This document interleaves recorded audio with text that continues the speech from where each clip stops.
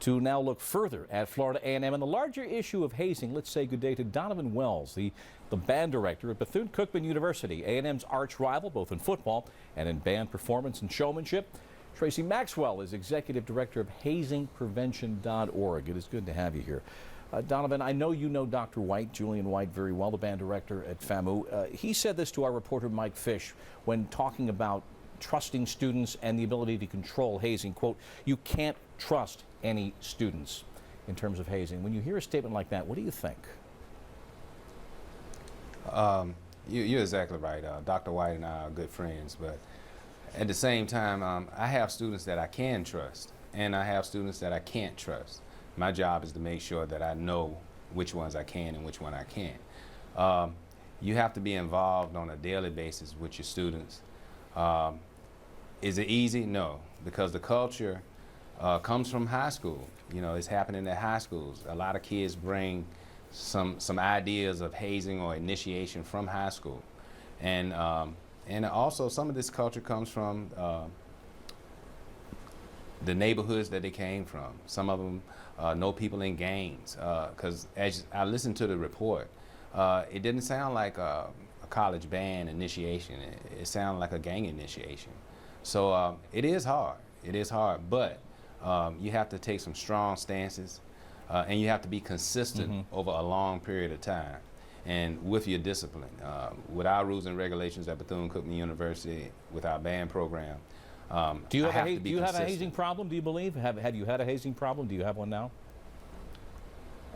We don't have a hazing problem. We've had students to try hazing. Back in 2004, we had the group, the Red Dogs out of Atlanta, some students in our band. And to make a statement, I had to put out 6 students. I wrote every parent in the state of Georgia that I had in my band program, every student, parent. And I let them know that this is not a school-sanctioned organization, that they're here functioning as a gang. And paraphernalia, the sign, the call, anything that I hear, immediate termination. And I had to stick to it. And I had to put out some good players. And they're the kind of steps that you have to do consistently. And I think that's a word that needs to be pushed, is consistency, discipline, consistent order. And there's a culture, but at the same time, I do not want all HBCU bands or all HBCUs to be painted as these type of things that this severe goes on at each band at each HBCU. But what has this incident at A&M done? So many people know historically black colleges and universities because of the outstanding showmanship and the skill of the musicians in these bands. And now you've got this fatality and a lot of interest, this show notwithstanding, and many others as well. What has this scrutiny done to the fellowship, to the fraternity of black colleges and their bands? Well, I can only speak from my perspective as director of bands at Bethune-Cookman. It has embarrassed me. I'm a graduate of Bethune-Cookman. I'm a graduate of HBCU. It has embarrassed me, and I think it has embarrassed a lot of people. It has brought unwanted scrutiny to all programs that has never had any problems with hazing, all HBCU programs. But let's make it clear that there are some examples of hazing outside of HBCU bands, but other college bands. So you know, it's a hard thing to get control over. It's a social issue. Earlier, it's a social issue, and it has to be consistent. Well, I want to talk to Tracy Maxwell about this. Tracy, when you have, for example, at Florida A&M, a history of arrests and expulsions and injuries, 20-some-odd players sent from the band just in the month before this fatal incident. And Dr. White is saying we have a campaign, we're trying to educate people. He's fervent in saying we've been trying to do this. And yet it persists. What does that say? You know, we can't just care about hazing when someone dies.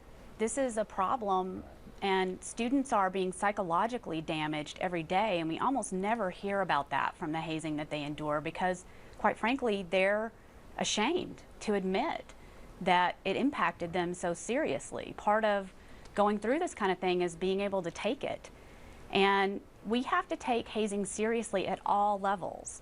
Similar to the broken window theory of crime prevention, if we ignore hazing when it's perceived as minor It's going to become major at a certain point. And you know, ESPN can really help with this by not trivializing the hazing that happens every year at professional camps in the summer, and by recognizing that professional athletes are role models to college and high school students. And when they're seen as getting away with hazing, even if it's dressing up in a silly costume or shaving their head, it sends a message to high school students and college students that this is okay. Donovan, to what level of detail can a band director and those that report to you be expected to know about the culture and the ongoings and the after-hours activities of all your players? Well, you have to be proactive.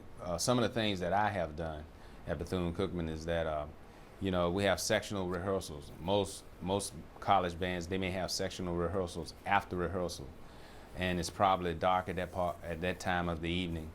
And what we have done is, over the last 10 years, we've moved our sectional rehearsals to before rehearsal. That way that after rehearsal, there are no sectionals. And if a section needs to have sectional, it's supervised by one of our staff members, and it must be inside of the building. A lot of times, where I see hazing happening is when too much authority is given to student leaders. And I like to use the word student leaders. We have leaders in our band program, but they are student leaders. And I remind them that they are students. You've got to regulate student leader authority. Yeah.